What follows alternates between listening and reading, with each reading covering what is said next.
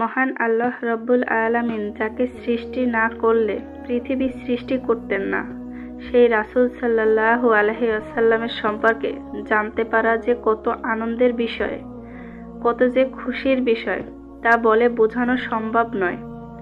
আসুন আমরা রাসূল সাল্লাল্লাহু আলাইহি ওয়াসাল্লামের জীবনী সম্পর্কে জানার চেষ্টা করি। জন্ম: রাসূল সাল্লাল্লাহু আলাইহি ওয়াসাল্লাম বর্তমান সৌদি আরবে অবস্থিত মক্কা নগরীর কুরাইশ গোত্রের বনি হাশিম বংশে জন্মগ্রহণ করেন। ধারণা মোতাবেক রাসূল সাল্লাল্লাহু আলাইহি ওয়াসাল্লাম 570 খ্রিস্টাব্দে জন্মগ্রহণ করেন। তার জন্মের পূর্বে তিনি তার পিতা আব্দুল্লাহকে হারান। তার মাতার নাম আমিনা।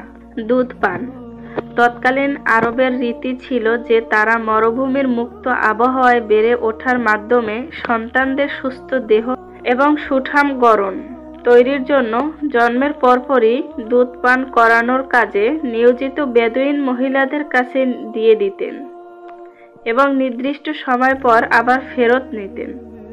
এই রীতি অনুসারে মুহাম্মদকেও হালিমা সাদিয়ার হাতে দিয়ে দেওয়া হয়।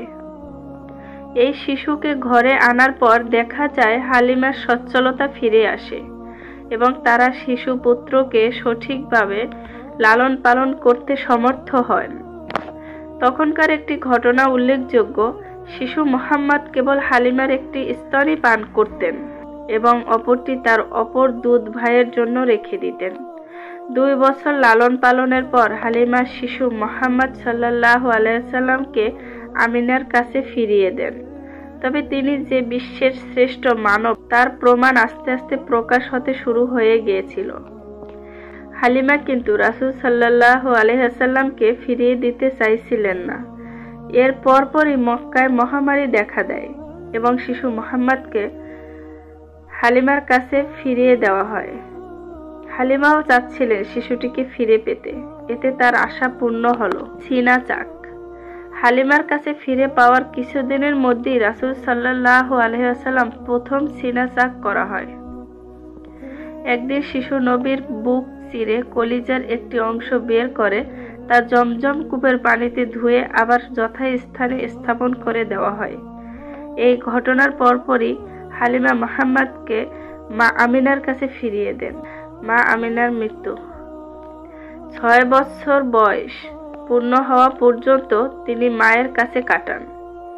এই সময় একদিন আমিনার ইচ্ছা হয় ছেলেকে নিয়ে মদিনায় যাবেন, কোনো আত্মীয়ের সাথে দেখা করা এবং স্বামীর কবর জিয়ারত করাই এর কারণ ছিল। আমিনা ছেলে, শ্বশুর এবং দাসী উম্মে আয়মনকে নিয়ে 500 কিলোমিটার পথ পাড়ি দিয়ে মদিনায় পৌঁছেন। তিনি মদিনায় 1 মাস সময় অতিবাহিত করেন। 1 মাস পর মক্কায় ফেরার পথে আরওয়া নামক স্থানে এসে তিনি গুরুতর অসুস্থ হয়ে পড়েন এবং সেখানে মৃত্যুবরণ করেন। দাদার নিকট লালন পালন: মাতার মৃত্যুর পর দাদা আব্দুল মুত্তালিব শিশু মুহাম্মদকে নিয়ে মক্কায় পৌঁছেন। এরপর থেকে আব্দুল মুত্তালিব তার দাদা মুহাম্মদকে দেখাশোনা করতেন।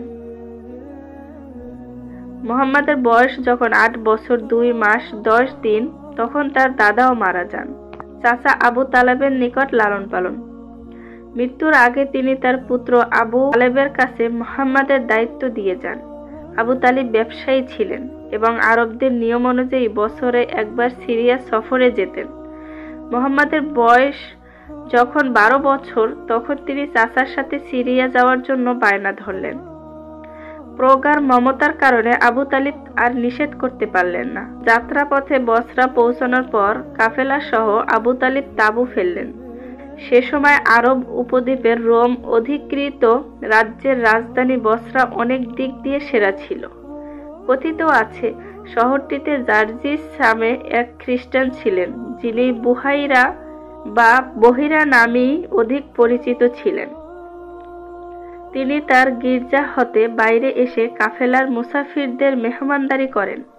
এ সময় তিনি বালক মুহাম্মদকে দেখে শেষ নবী হিসেবে চিহ্নিত করেন। ফুজ্জারের যুদ্ধ যখন শুরু হয় তখন নবীর বয়স 15 বছর। এই যুদ্ধে তিনি স্বয়ং অংশগ্রহণ করেন। যুদ্ধের নির্মমতায় তিনি অত্যন্ত ব্যথিত হন, কিন্তু তার কিছু করার ছিল না। সে সময় থেকেই তিনি কিছু একটি করার চিন্তা ভাবনা শুরু করেন: সংগঠন প্রতিষ্ঠিত করা। আরবদের মধ্যে বিদ্যমান হিংস্রতা খেয়ানত প্রবণতা এবং প্রতিশোধ স্পৃহা দমনের জন্যই হিলফুল ফুজুল নামক একটি সংগঠন প্রতিষ্ঠিত করেন। মুহাম্মদ সাল্লাল্লাহু আলাইহি সাল্লাম এই সংগঠনকে এগিয়ে নেওয়ার ক্ষেত্রে তিনি বিরাট ভূমিকা রাখেন। মেষ চড়ানো। তরুণ বয়সে মুহাম্মাদের তেমন কোনো পেশা ছিল না, তবে তিনি বকরি চড়াতেন বলে অনেকেই উল্লেখ করেছেন। সাধারণত তিনি যে বকরিগুলো চড়াতেন সেগুলো ছিল বনি সাদ গোত্রের। কয়েক কিরাত পারিশ্রমিকের বিনিময়ে তিনি মক্কায় বসবাসরত বিভিন্ন ব্যক্তির বকরিও চড়াতেন। তিনি ব্যবসা শুরু করেন। মুহাম্মদ সাল্লাল্লাহু আলাইহি সাল্লাম অল্প সময়ের মধ্যেই এ কাজে ব্যাপক সফলতা লাভ করেন। এতই খ্যাতি তিনি লাভ করেন যে তার উপাধি হয়ে যায় আল আমিন এবং আল সাদিক, যেগুলোর বাংলা অর্থ হচ্ছে যথাক্রমে বিশ্বস্ত এবং সত্যবাদী। ব্যবসার উপলক্ষে তিনি সিরিয়া, বসরা, বাহরাইন এবং ইয়েমেনে বেশ কয়েকবার সফর করেন। মুহাম্মাদের সুখ্যাতি যখন চারিদিকে ছড়িয়ে পড়ে তখন খাদিজা বিনতে খুয়াইলিদ তার অবহিত হয়েই তাকে নিজের ব্যবসার জন্য সফরে যাবার অনুরোধ জানান। মুহাম্মদ এই প্রস্তাব গ্রহণ করেন এবং খাদিজার পণ্য নিয়ে সিরিয়ার অন্তর্গত বসরা পর্যন্ত যান। খাদিজা মাইসারার মুখে মুহাম্মাদের সততা ও ন্যায়পরায়ণতার ভূয়সী প্রশংসা শুনে অভিভূত হন। এছাড়া ব্যবসায়ের সফলতা দেখে তিনি তার যোগ্যতা সম্বন্ধেও অবহিত হন। এক পর্যায়ে তিনি মুহাম্মদকে বিবাহ করার সিদ্ধান্ত গ্রহণ করেন। খাদিজাকে বিবাহ। খাদিজা স্বীয় বান্ধবী নাফিসা বিনতে মুনব্বিহরের কাছে বিয়ের ব্যাপারে তার মনের কথা ব্যক্ত করেন। নাফিসার কাছে শুনে মুহাম্মদ সাল্লাল্লাহু আলাইহি সাল্লাম বলেন যে তিনি তার অভিভাবকদের সাথে কথা বলে জানাবেন। মুহাম্মদ সাল্লাল্লাহু আলাইহি সাল্লাম তার চাচাদের সাথে কথা বলে বিয়ের সম্মতি জ্ঞাপন করেন। বিয়ের সময় খাদিজার বয়স ছিল 40 আর মুহাম্মদ সাল্লাল্লাহু আলাইহি সাল্লামের বয়স ছিল 25। খাদিজার জীবনদশায় তিনি আর কোনো বিয়ে করেননি। খাদিজার গর্ভে মুহাম্মদ সাল্লাল্লাহু আলাইহি সাল্লামের 6 জন সন্তান জন্মগ্রহণ করে, যার মধ্যে 4 জন মেয়ে এবং 2 জন ছেলে। তাদের নাম যথাক্রমে কাসেম, জয়নাব, রুকাইয়া, উম্মে কুলসুম, ফাতিমা এবং আব্দুল্লাহ। ছেলে সন্তান দুজনই শৈশবে মারা যায়। মেয়েদের মধ্যে সবাই ইসলামী যুগ পায় এবং ইসলাম গ্রহণ করে এবং একমাত্র ফাতিমা ব্যতীত সবাই নবীর জীবন দশাতেই মৃত্যুবরণ করে। কাবা গৃহের পুনর্নির্মাণ। মুহাম্মদ সাল্লাল্লাহু আলাইহি সাল্লামের বয়স যখন 35 বছর তখন কাবা গৃহের পুনর্নির্মাণের প্রয়োজনীয়তা দেখা দেয়। বেশ কয়েকটি কারণে কাবা গৃহের সংস্কার কাজ শুরু হয়। পুরনো ইমারত ভেঙে ফেলে নতুন করে তৈরি করা শুরু হয়। এভাবে পুনর্নির্মাণের সময় যখন হাজরে আসওয়াদ পবিত্র কালো পাথর পর্যন্ত নির্মাণ কাজ শেষ হয় তখনই বিপত্তি দেখা দেয়। মূলত কোনো গোত্রের লোক এই কাজটি করবে তা নিয়েই ছিল কোন্দল। নির্মাণ কাজ সব গোত্রের মধ্যে ভাগ করে দেওয়া হয়েছিল, কিন্তু হাজরে আসওয়াদ স্থাপন ছিল একজনের কাজ। কে স্থাপন করবে এ নিয়ে বিবাদ শুরু হয় এবং 4-5 দিন যাবৎ এই বিবাদ অব্যাহত থাকার এক পর্যায়ে এটি এমনই মারাত্মক রূপ ধারণ করে যে হত্যাকাণ্ড পর্যন্ত ঘটার সম্ভাবনা দেখা দেয়। এমতো অবস্থায় আবু উমাইয়া মাখজুমি একটি সমাধান নির্ধারণ করে যে পরদিন প্রত্যুষে মসজিদে হারামের দরজা দিয়ে যে প্রথম প্রবেশ করবে তার সিদ্ধান্তই সবাই মেনে নেবে। পরদিন মুহাম্মদ সবার প্রথমে কাবায় প্রবেশ করেন। এতে সবাই বেশ সন্তুষ্ট হয় এবং তাকে বিচারক হিসেবে মেনে নেয়, আর তার প্রতি সবার সুগভীর আস্থাও ছিল।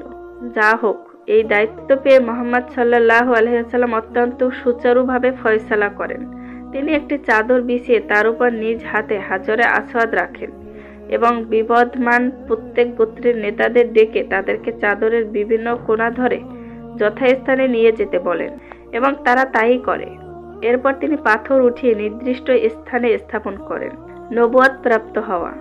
40 বছর বয়সে ইসলামের নবী মুহাম্মদ সাল্লাল্লাহু আলাইহি ওয়াসাল্লাম নবুয়ত লাভ করেন, অর্থাৎ এই সময়ে স্রষ্টা তার কাছে ওহী প্রেরণ করেন। নবুয়ত সম্বন্ধে সবচেয়ে নির্ভরযোগ্য তথ্য পাওয়া যায় আর জুহরির বর্ণনায়। জুহরি বর্ণিত হাদিস অনুসারে নবী সত্য দর্শনের মাধ্যমে ওহী লাভ করেন।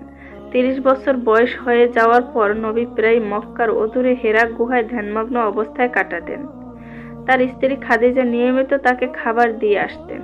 এমনই এক ধ্যানের সময় হযরত জিবরাইল আলাইহিস সালাম তার কাছে আল্লাহ প্রেরিত ওহী নিয়ে আসেন। জিবরাইল তাকে এই পংক্তিটি পড়তে বলেন, পাঠ করুন আপনার পালনকর্তার নামে, যিনি সৃষ্টি করেছেন মানুষকে জমাট রক্ত থেকে। পাঠ করুন আপনার পালনকর্তার মহান দয়ালু, যিনি কলমের সাহায্যে শিক্ষা দিয়েছেন মানুষকে যা সে জানত না। উত্তরে নবী সাল্লাল্লাহু আলাইহি সাল্লাম জানান যে তিনি পড়তে জানেন না। এতে জিবরাইল তাকে জড়িয়ে ধরে প্রবল চাপ প্রয়োগ করেন এবং আবার এই একই পংক্তি পড়তে বলেন, কিন্তু এবারও মুহাম্মদ সাল্লাল্লাহু আলাইহি ওয়াসাল্লাম নিজের অপারগতার কথা প্রকাশ করেন। এভাবে 3 বার চাপ দেওয়ার পর মুহাম্মদ সাল্লাল্লাহু আলাইহি ওয়াসাল্লাম পংক্তিটি পড়তে সমর্থ হন। অবতীর্ণ হয় কোরআনের প্রথম আয়াতগুচ্ছ, সূরা আলাকের প্রথম 5 আয়াত। প্রথম অবতরণের পর নবী এতই ভীত হয়ে পড়েন যে কাঁপতে কাঁপতে নিজ গৃহে প্রবেশ করেই খাদিজাকে কম্বল দিয়ে নিজের গা জড়িয়ে দেওয়ার জন্য বলেন। বারবার বলতে থাকেন, আমাকে আবৃত করো। খাদিজা নবীর সকল কথা সম্পূর্ণ বিশ্বাস করেন এবং তাকে নবী হিসেবে মেনে নেন। ভীতি দূর করার জন্য মুহাম্মদ সাল্লাল্লাহু আলাইহি সাল্লামকে নিয়ে খাদিজা নিজ চাচাতো ভাই ওয়ারাকা ইবনে নওফেলের কাছে যান। নওফেল তাকে শেষ নবী হিসেবে আখ্যায়িত করে। ধীরে ধীরে আশ্বস্ত হন নবী। তারপর আবার অপেক্ষা করতে থাকেন পরবর্তী প্রত্যাদেশের জন্য। একটি লম্বা বিরতির পর তার কাছে দ্বিতীয়বারের মতো ওহী আসে। এবার অবতীর্ণ হয় সূরা মুদ্দাসসির এর কয়েকটি আয়াত। এরপর থেকে গোপনে ইসলাম প্রচারে আত্মনিয়োগ করেন মুহাম্মদ সাল্লাল্লাহু আলাইহি ওয়াসাল্লাম। এই ইসলাম ছিল জীবনকে সম্পূর্ণ বদলে দেওয়ার জন্য প্রেরিত একটি আদর্শ ব্যবস্থা। তাই এর প্রতিষ্ঠার পথ ছিল খুবই বন্ধুর। এই প্রতিকূলতার মধ্যেই নবীর মক্কা জীবন শুরু হয়। এভাবে তিনি তার ইন্তেকালের আগ পর্যন্ত ইসলাম ধর্ম মানুষের নিকট পৌঁছে দেন।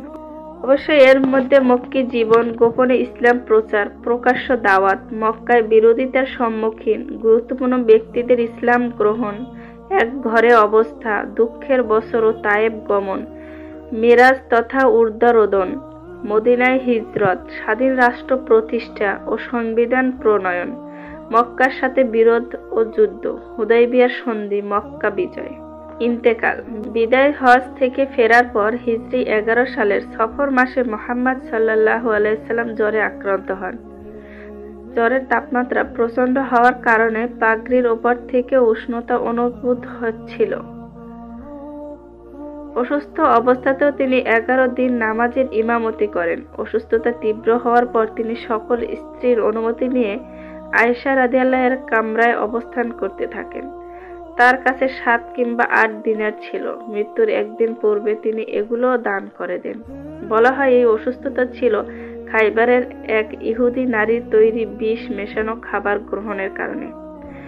অবশেষে 11 হিজরি সালের রবিউল আউয়াল মাসের 1 তারিখ সন্ধ্যায় তিনি মৃত্যুবরণ করেন।